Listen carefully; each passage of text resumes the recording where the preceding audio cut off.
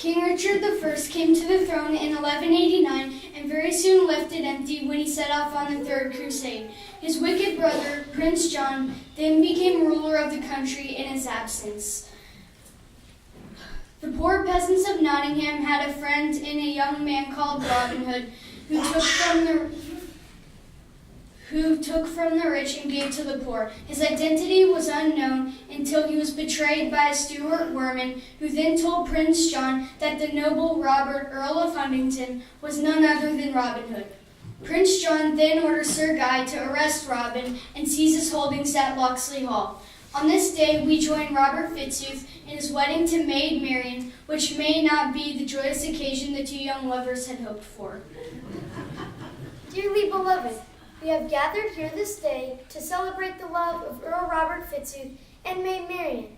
In the years they have been together, we have seen their love grow, and today they come to join their lives together as husband and wife. Stop everything! There will be no wedding today. I have in my hand a royal edict declaring this man an outlaw.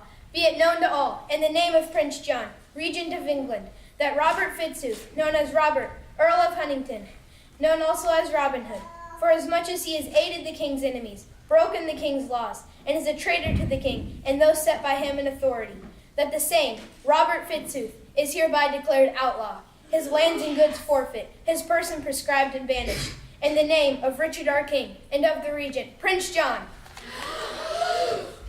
Stay calm, my dear guests. Let not your minds be troubled. I will deal with this interruption. Sir Guy, both you and the sheriff have called me Robin Hood, so you and Prince John himself shall live to fear that name. Not only you, but all those like you shall go in terror as long as Robin Hood reigns in Sherwood Forest. In Sherwood and everywhere else wrongs need to be righted, until King Richard returns from the crusade, and there is justice once more in this fair land of England. Lady Mary, did you give your love to the Earl Robert of Huntingdon or plain Robin Hood? I gave my love neither to the Earl nor to Matilda, but to the man whom I love and his wife alone I shall be.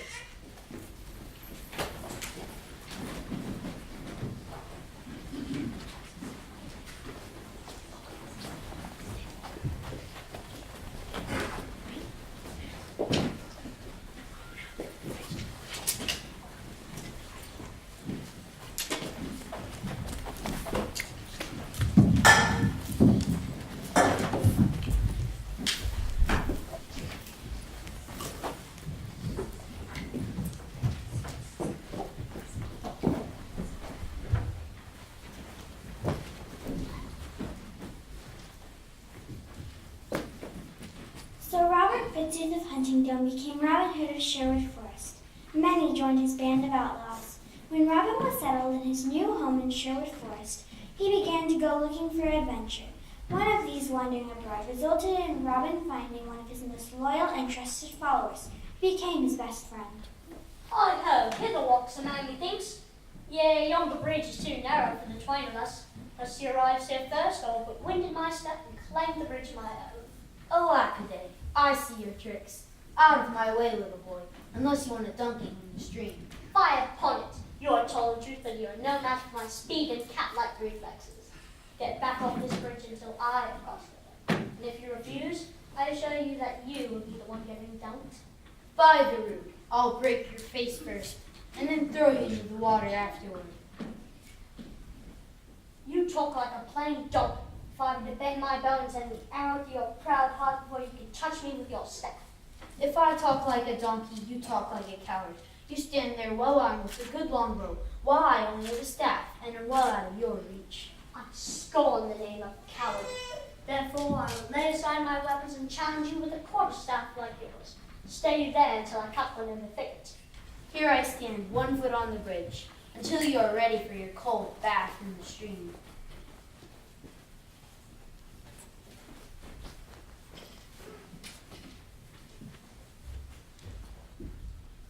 Oh, what a strong staff I have. The very thing for knocking insolent rogues into the water. Let's fight here on the bridge, so that if one of us falls off, there will be no doubt who has won, and the victor may go on his way without getting wet.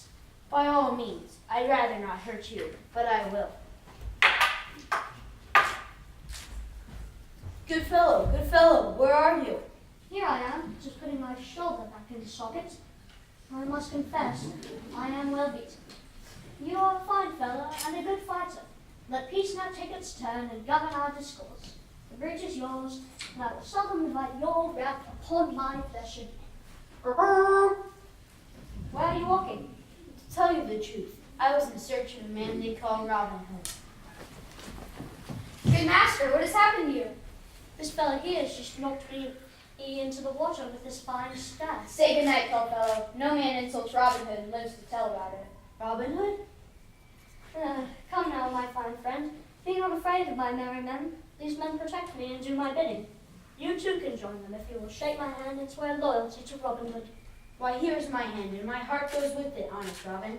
My name is John Little, and I promise to serve you loyally. Why then listen, men. This little baby came to us as John Little, but seeing that he is so small, so puny a babe, we'll turn his name around and call him Little John, now and forever. Long live Little John! Long live Little John!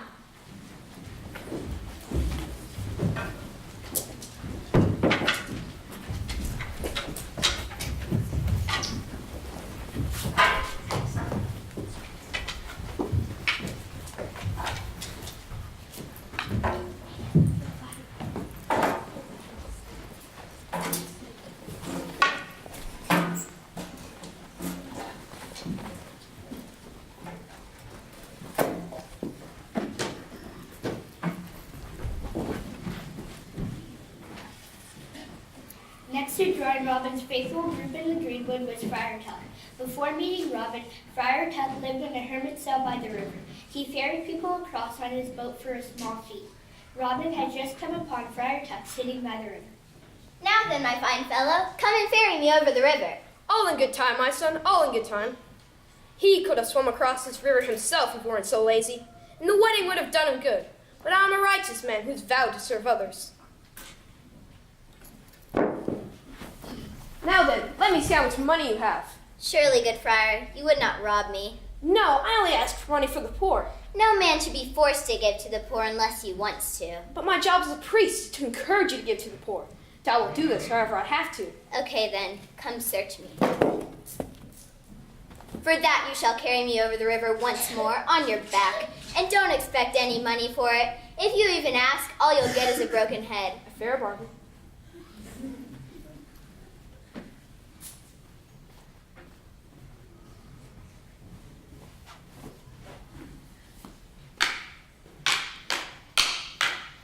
What say you we call a truce? Would you shake my hand?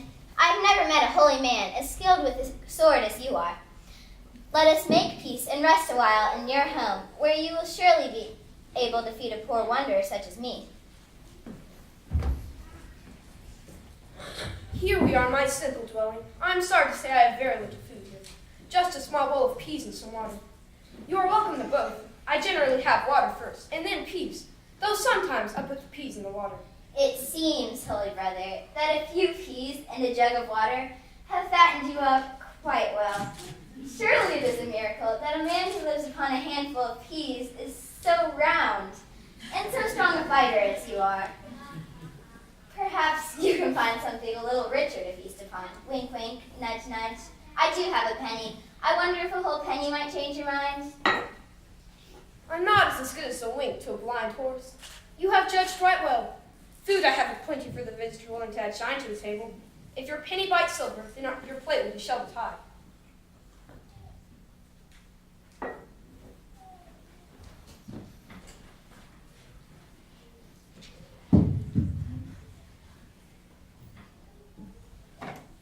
Tell me, distant forester, what is your name? Tell me yours first. I'm only a simple priest, and my name is Friar Tuck. I go by several names, but you may call me Robin Hood. The Robin Hood? The fastest bow show south of the Umber? The very same. Ah, indeed. I've heard that you live well in the forest. You need a priest there, and I am the priest you need. So Friar Tuck joined Robin Hood in Sherwood Forest and became one of the merriest men present there. It is even said that his contagious happiness sparked an outbreak of merriment in the village south of Sherwood Forest.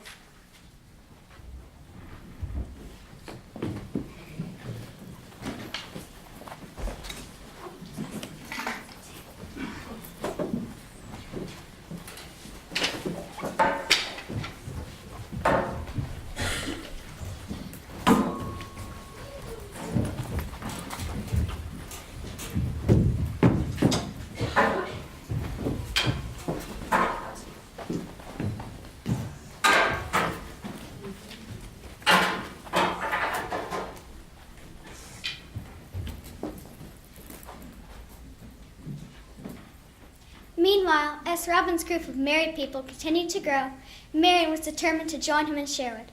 So long as she remained in her father's castle, she was under his power, which meant he could decide whom she would marry. Sir Guy was aware of this and wanted Marian for his own, so he decided to visit the castle and influence her father through flattery. What Marian needs is a husband. Yes, a husband will be the best solution for her, and her silly ideas of joining Robin Hood and Sherwood Forest, and I could be just that husband. I will have no man of your choosing, Father, unless he's my choice also. And my choice is and will always be brave Robin Hood. Where are you going? I'm leaving. Don't leave the torch lit for me. I'll be in Sherwood. You do no such thing. Watch me. I will have up the drawbridge. Rick, raise the bridge. Aye, sir, right away. Then I will swim the moat. Mabel, bring me my swimsuit. Yes, ma'am. Then I will lock the gates. Jasper, go lock the gates. Be back in a jiffy. Then I will leap from the castle wall. Shelley, bring me several pillows and a first aid kit. Yes, ma'am. I will lock my room. Sal, bring me a padlock. One padlock right away, sir. Then I'll shred the curtains and escape through the window. Delilah, bring me my sewing kit. Yes, my lady. I will lock you in the tower dungeon where you will only see light to the keyhole. Sean, throw some fresh hay in the tower dungeon. Marian just made reservations for one. Yes, sir. Then I will find some other way of escape. But Father, if you let me go freely, I will return to you. If you lock me away, I will never come back. I can see that you swerved from your aim. Dear daughter, you are quite a puzzle to me, but my blessing is upon you. So Marian left her father's castle to live in the forest with Robin Hood. Yet Sir Guy did not decide from his plans to marry her. Meanwhile, hearing that Prince John was at Nottingham, Robin Hood walked near the edge of Sherwood disguised as a forest ranger. He hoped to meet some traveler and learn of Prince John's intentions. As he strolled along the road, he met a young man dressed in forest attire who wore a sword at his side. How now, my good fellow? What news is there today in the good city of Nottingham? I go about my own business, and the news is that Prince John has come to put down the outlaws in the forest. About time, too. And what do you, my fine fellow, with that sword? I mind my own business, and I would that other wanderers in Sherwood did likewise. My business with the like such as you. Tell me your name, or else my sword will course it from you with. Two can play at that game. Hold your hand, my fine fellow. You fight too well to be wasted like this. Come, throw in your lot with Robin Hood, and be one of his merry men. Are you Robin Hood? Robin Hood I am, and no other. Oh, Robin, do you not know me? Marian, and I wounded you, yet knew you not. Come away with me now to our secret glen, and let my men welcome their queen, Maid Marian of Sherwood Forest.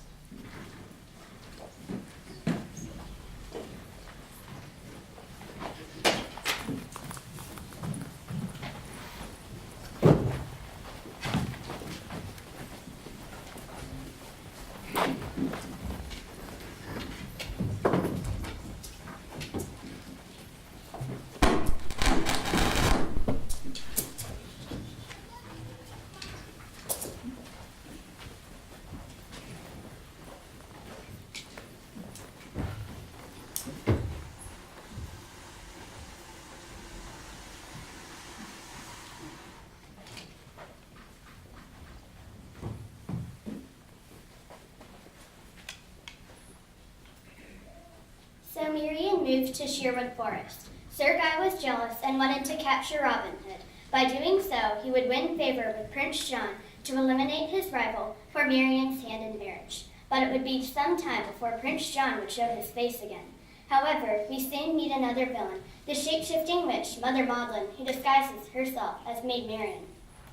Oh, friend Marian, how are you? I'm blessed beyond measure in your presence. Your happiness is my fulfillment. But tell me, how have you passed this glorious day? Never has a hunter ship seen such success as this day. One shot brought him down, a long shot, and my arrow landed in his heart. Truly, tonight's feast will be memorable thanks to your archery skills. I would think so, but Robin, a shadow fell upon us as we were hunting.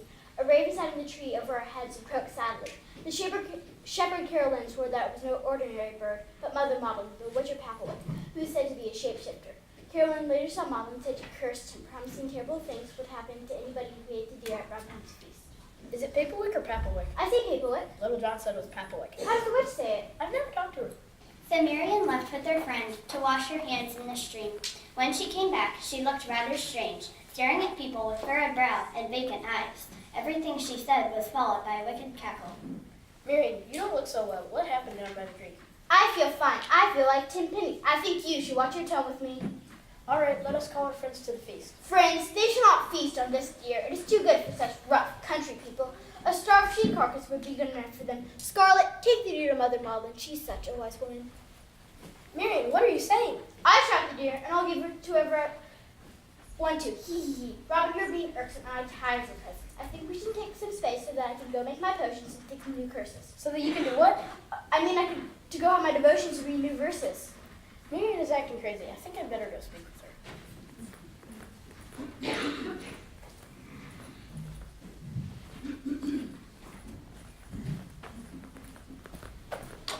Hello, my love. Forgive me for staying away from you for so long. And now you dare call me your love after you declared that our guests weren't fit to eat deer you shot, and after you sent the meat to Mother Maudlin? What are you talking about? I've done no such thing. Either you are joking or you have been deceived. Could it be? No, but maybe. What is it? I, kind Marion, sent me a deer, Marion did. A whole deer for poor old Maudlin. The fattest deer I ever saw. Such happiness for a poor old woman. I shall go crazy with joy.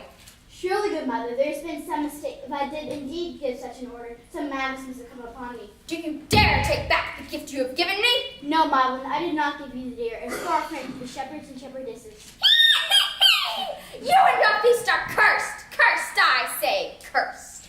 The spit stands still and no joints turn before the fire, but let it burn, both sides and haunches, till the whole converted be into one coal. The stinking drops ye enter in, your filthy cook, and swell his skin. The pain we call the gout begin to prick and itch from toe to shin, and crack the cook in every limb, before you dine all this on him. Here's a mess. Poor brother the cook has gotten sick all of a sudden. He's filled with aches and pains, cannot stand, cannot move, and worst of all, he cannot cook. She is indeed a witch. I believe she can change herself into any shape as she pleases. Oh, Marion, sweet Marion, forgive me for doubting you. As for you, good friar, go back and cook our dinner. It would be a pity to spoil it. By the mass, that would be the greatest pity of all. Let us hurry to save our dinner. So Robin and his merry men went to Maudlin's hovel, but when they got there, it was not Maudlin who met them at the door. Marion, you run faster than I do, and yet... Leave Maudlin in peace, Robin. They say she's a witch, but that is false. It's only that she's far wiser than any other woman.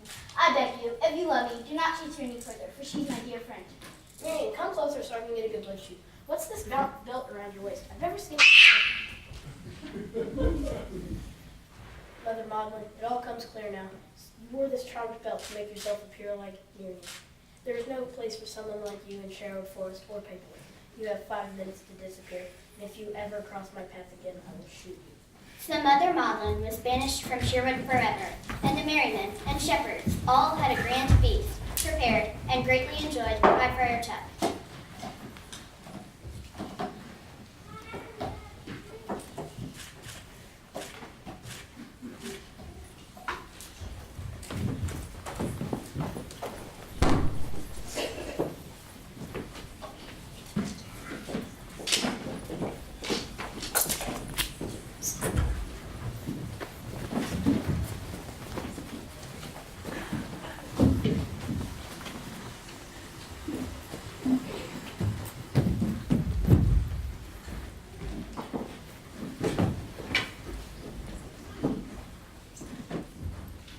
Now we return to the legend surrounding Sir Guy's pursuit of Maid Marian. Guy and his soldiers surprised Marian and Robin one night and attacked them without mercy. After fighting with Sir Guy, Marian outmaneuvered Guy and pinned him to the floor with her sword at his neck. Surrender! Command your men to drop the weapons, or I'll slay you here and now. Mercy, good sir. Put down your swords, men. We are beaten. Guy of his word, I have you at my mercy. Marian, I have always been at your mercy. It is my love for you that has made me try so hard and so often to take you from Robin Hood. Sir Knight, you have threatened the life of my lord Robin Hood many times, and that is a threat to my own as well, because you know I'd rather die than that. Let me strike off his head. We have been troubled by this false knight all too long. If he lives, our friends will continue to be in danger. Not so. Sir Guy, you will swear by your knighthood not to seek vengeance on these good friends of ours, and you must also swear not to pursue mere Robin Hood ever again. If you agree to these terms, you shall live. And if you break this oath, I will have no more mercy on you. I swear to abide by these terms, by the honor of knighthood and my hope of salvation.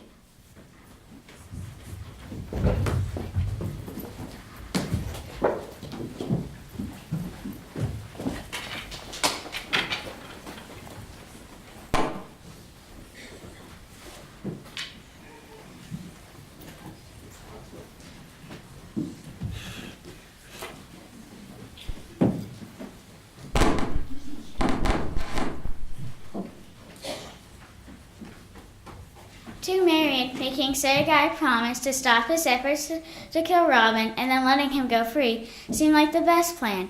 The only thing she had not planned on was Sir Guy breaking his promise, and that is precisely what happened. Sir Guy dressed as a forester and walked through Sherwood. He wanted to get close to Robin and then kill him by surprise. Good morrow, good fellow. Though I don't recognize you as a local forester, I can tell from your fine bow that you are an archer, and a good one, too. Yes, an archer. I am an archer from Pendle Forest, but a stranger to this glade. I am questing for a man named Robin Hood, as I would like to join his band of merry people.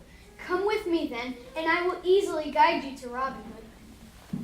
Robin Hood, your life is now over. Sir Guy, you are a coward and a traitor. Will you not meet me fairly, man to man and sword to sword? There is no shame in that.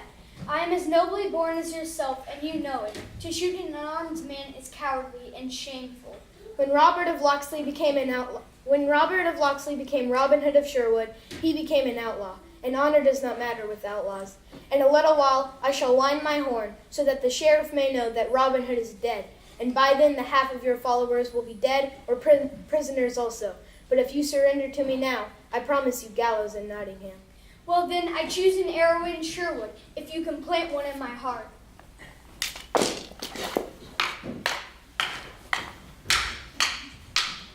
This is indeed the last round, but now the combat is even, and may God defend the right. There lies a false and dishonored man, but in his death he may yet do good. While Robin Hood is busy with Sir Guy, the Sheriff of Nottingham has captured Little John. He is now waiting for the sound of Sir Guy's horn announcing the end of Robin Hood. So Robin dressed in Sir Guy's clothes and pretended that he was Sir Guy. By doing this, he was able to approach the sheriff and get very close to him. He kept his hood lowered so that his face was hard to see.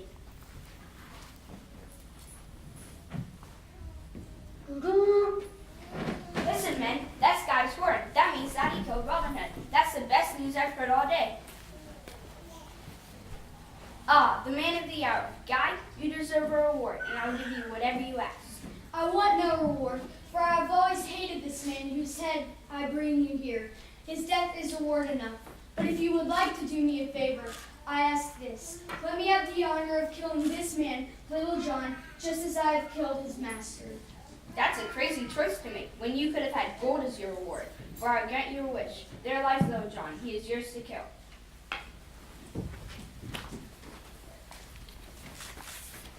It is I, Robin Hood. If we will die here, we will at least go down fighting. We will never surrender willingly to this sheriff. Robin Hood, or is it the devil? Kill him. Robin Hood and Little John fight bravely, but they're overwhelmed at having to fight so many of the sheriff's men. Suddenly, a knight wearing black armor enters the battle from nowhere, swinging an axe. What? So many men against only two? Back, you wolves! And the Black Knight thundered after the sheriff and his men as they ran for their lives. Who was this Black Knight?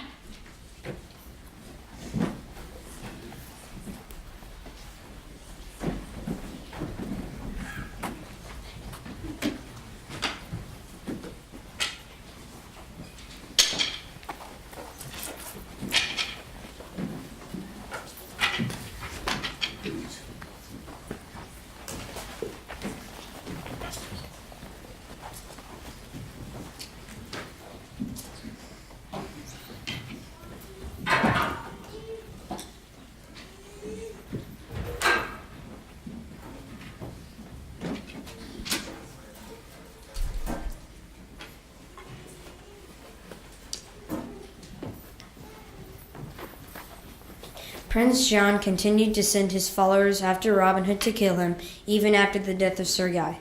Finally, he took matters into his own hands and went to Sherwood to capture Marian when he knew Robin was not there. So here's the tigress entered in at last, Marian, after all these years, and not to part so quickly as last time. Come, you will not escape. Robin Hood will not save you. I made sure he was busy before I came for you. Back you all beast, prince or no prince, as long as the sword is between us, then I could use it as well as any man to defend myself until Robin comes. Quickly, catch her, you fools. Curse you for your slowness. Come quickly, my pretty, or we'll have that dog Robin Hood barking at our heels.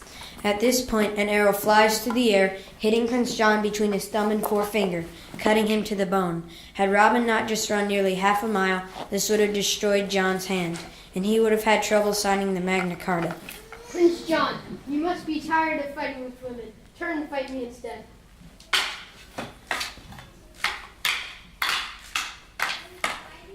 So Prince John is defeated by the merrymen and taken to a cave, just as a religious pilgrim arrives. Does this pilgrim look familiar? Does he favor the Black Knight?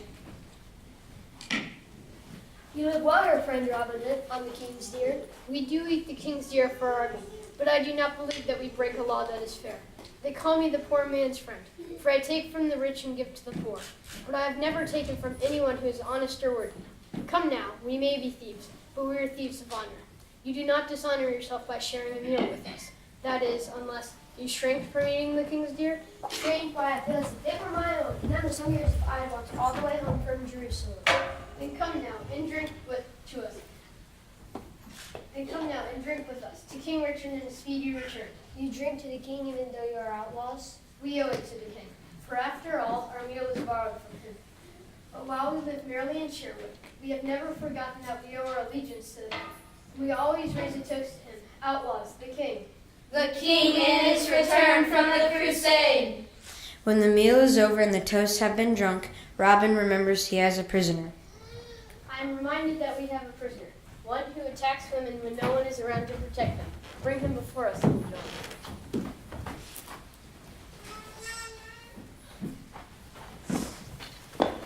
Richard, King Richard, my brother, come home to punish me? Untie him. Now go swiftly and sin no more. Pardon, my liege. Stand up again, my friend. I freely pardon you and all who are here. Robin, I have heard you spoken of throughout England as a friend to the poor. I also know that you and Lady Marian have agreed not to get married until I, the king, give her to you in marriage. Is this true? It is, my liege. Then here and now I give her to you. So Robin and Maid Marian were married there in Sherwood Forest with King Richard to give the bride away.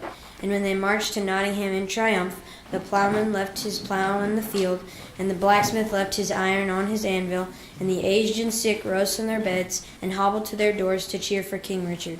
King Richard and Robin Hood!